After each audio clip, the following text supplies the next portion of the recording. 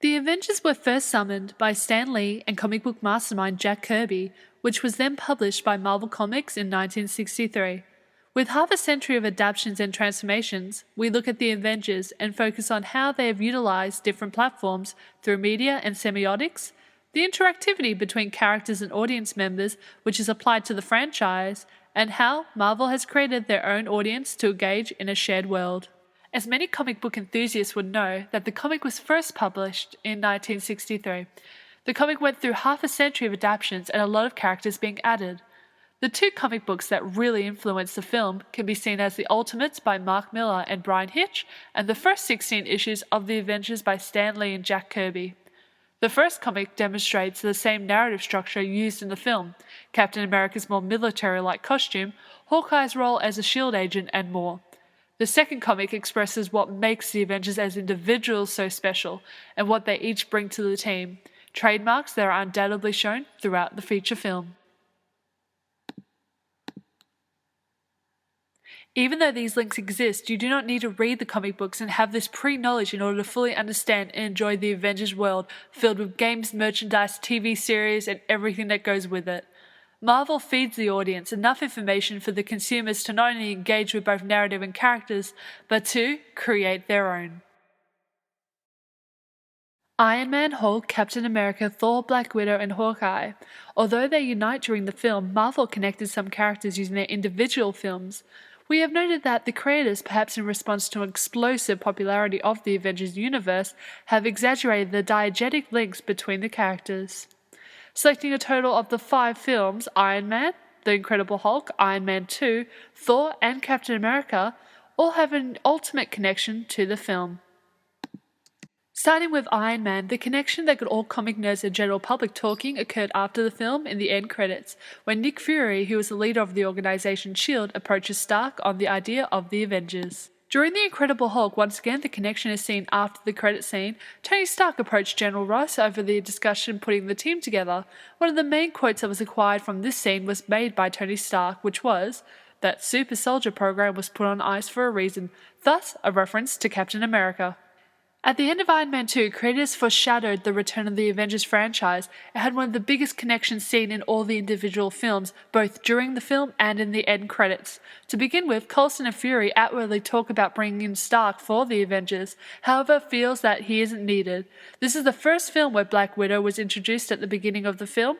Two of the biggest connections are when Stark uses Captain America's shield to level a laser beam, and after the end credit sequence shows Agent Coulson discovering Thor's hammer in the desert. Captain America is the last individual film to see the connection to the Avengers. It is made through Tony Stark's father, Howard. It's his technology in which they use to create the military super soldiers.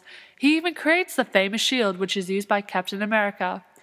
The very last connection is seen after the end credit sequence, where Fury recruits Captain America to be a part. The Marvel franchise has surpassed the film and comic platform and has even gone as far as toys, video games, and merchandise. From such creations like toys and video games provides the audience a chance to create their own narrative in the Avenger world, where the possibilities are endless for the consumer.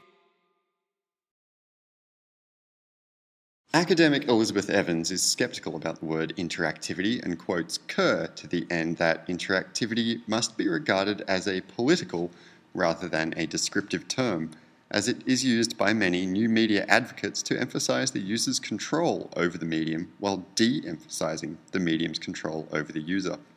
In other words, interactive is really just marketing propaganda, as all the potential outcomes have already been decided in advance. This is certainly true of the Avengers interactive website and game that simply involves clicking on highlighted parts of an extended trailer for the film. However, Roland Barthes said it is the audience, not the author, who create meaning, and Evans suggests that, given this myth of interactivity, the audience's power comes from interpreting the text instead of being able to physically tamper with the plot or the characters. Large-scale West Coast transmedia projects like The Avengers and the wider Marvel franchise have extremely vocal and demanding fan bases. These fan bases must, through sheer force of will and expectation, have an impact on the final iterations of transmedia storytelling. In other words, the creators, in fear of potential audience backlash, must work within the diegetic world of the characters and not stray too far from established conventions and expectations. In support of this point, Justin Lewis says, "The power to produce meaning lies nor within the TV message or within the viewer, but in the interaction between the two, what some call the third space." Jonah Whelan, executive producer at comicbookresources.com, said of Kevin Feige, producer of Thor, the X-Men and the Avengers, that Kevin actually knows what we want. Other studios that make superhero movies often ignore the essence of the character. Paying attention to the essence of the character can be especially important when, according to the New York Times, one critical blog post can create an online brushfire. Evans says that characters are a central, if not the central point of engagement for an audience. She quotes someone from a focus group, "I can forgive a lot of problems with the plot if I like certain characters and enjoy them."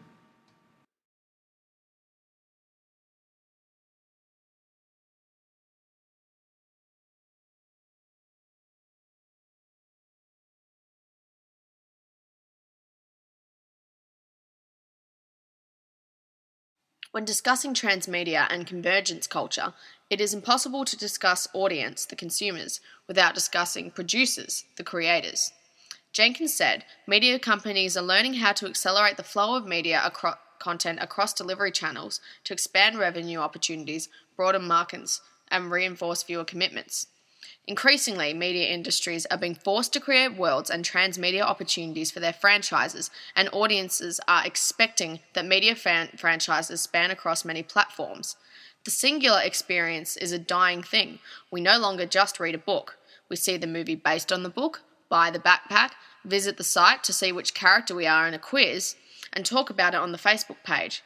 The Avengers is an enormous example of media producers.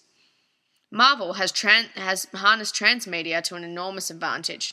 Henry Jenkins, as an expert in transmedia, has even said that Marvel has brought the concept of a shared universe to the mainstream in a way in which no other film company has. I will be discussing the Avengers and the role of the Marvel producers in the enormous success of the franchise thanks to transmedia in the framework of Henry Jenkins' statement, as can be seen on the presentation.